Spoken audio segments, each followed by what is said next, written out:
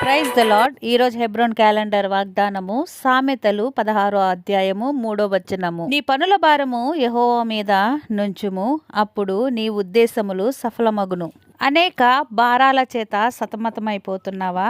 సమస్త భారము మోసుకుంటున్న జనులారా, నా యొద్దకు రండి, నేను నీకు విశ్రాంతిని అనుగ్రహించదనని ప్రభువు తానే సెలవిస్తున్నాడు.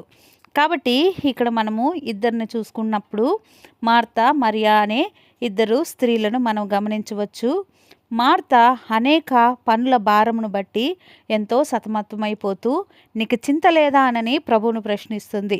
కానీ మరియ అయితే ప్రభు పాదాల యొద్దట కూర్చుండి ఉత్తమమైనది ఎన్నుకుంటూ వచ్చింది. కాబట్టి మనము మన పనుల భారమును బట్టి మనం ప్రయాసపడక్కర్లేదు. ప్రభు పాదాల చెంత ఉత్తమమైంది మనం ఎన్నుకున్నప్పుడు మన పనులు, మన భారము ప్రభు తేలిక చేసే దేవుడు ఉన్నాడు. అందుకనే కీర్తన 55:22 వచనంలో ఈ రీతిగా వ్రాయబడి ఉన్నది, నీ భారము యెహోవా మీద మోపుము, ఆయనే నిన్ను ఆదుకొనును, నీతిమంతులను ఆయన ఎన్నడూను కదలనీయడు. కాబట్టి మనం అనుకోవచ్చు, మన పనుల భారము దేవుని మీద మోపితే మన పనులు ఎలా జరుగుతాయి అని అనుకున్నప్పుడు మనకు సమయం ఆదా అవుతుంది, ధనము ఆదా అవుతుంది.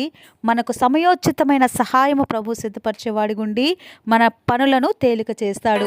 ఇటు దేవుడు మనతో ఉండి నడిపించి ఆయన మహిమ తెచ్చుకుంటాడు.